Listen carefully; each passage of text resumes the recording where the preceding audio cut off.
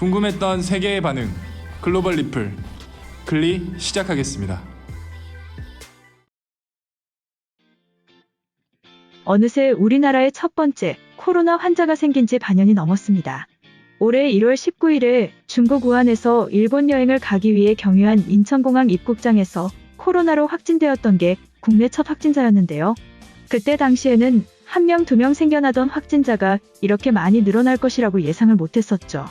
요즘에는 K방역으로 비교적 안정적인 상황으로 들어서서 아침에 날씨를 확인하며 신규 확진자 수를 체크하는 게 일상이 되어버렸습니다.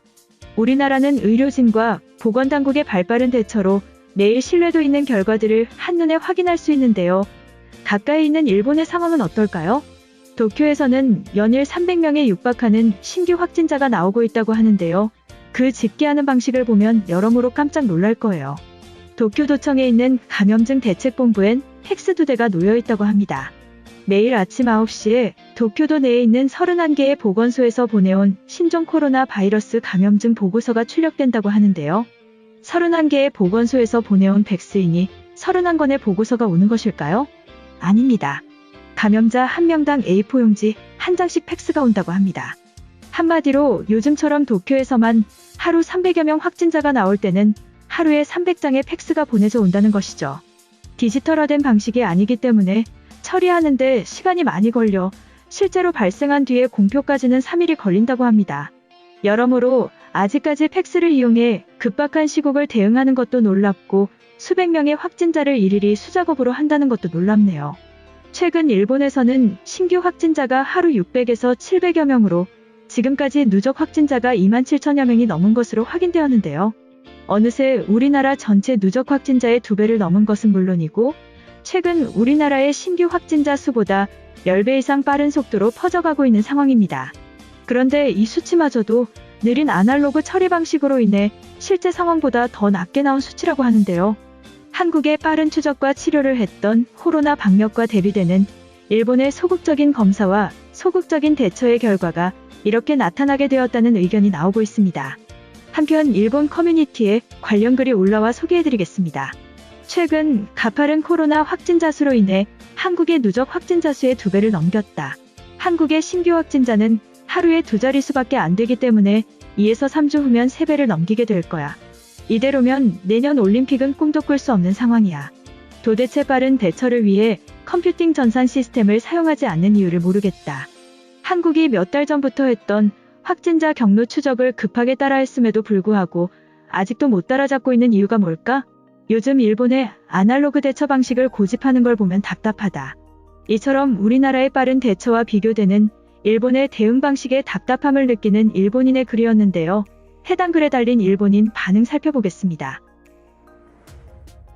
지금 일본 정부는 역사에 남을 실수를 저지르고 있어. 현재 전 세계에서 확진자가 증가하는 곳은 북미와 남미, 그리고 일본이다.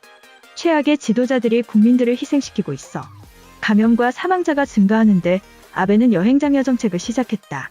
초반에는 진단검사를 아예 안 하더니 이제는 숫자를 세는 것에만 3일을 소요하고 있다. 지금은 2020년인데 어느 나라보다 느린 정부의 업무 속도를 전 세계에 광고하고 있어. 오늘은 야후의 제1한국인들이 써놓은 비난의 댓글들의 공감을 누를 수밖에 없었다. 도쿄도청에 팩스 2대로 모든 정보를 취합하고 있었어. 그렇게 가난하고 힘들었다면 내가 팩스 하나 사줄 수도 있었는데 한심하기 끝이 없다. 정말로 일본 정부가 이렇게까지 추락한 것이 사실이냐? 한국은 훨씬 더 심각하고 촉박한 상황에서 바이러스를 억제해내고 있어. 물론 완벽히 종식시키지는 못했지만 일본은 바이러스를 양산하는 꼴이니 창피하게 됐다. 이제는 머리를 조아리고 그들에게도 배울 때야. 최근 아베가 1조 5천억엔을 여행 지원 사업에 사용한다고 발표했어.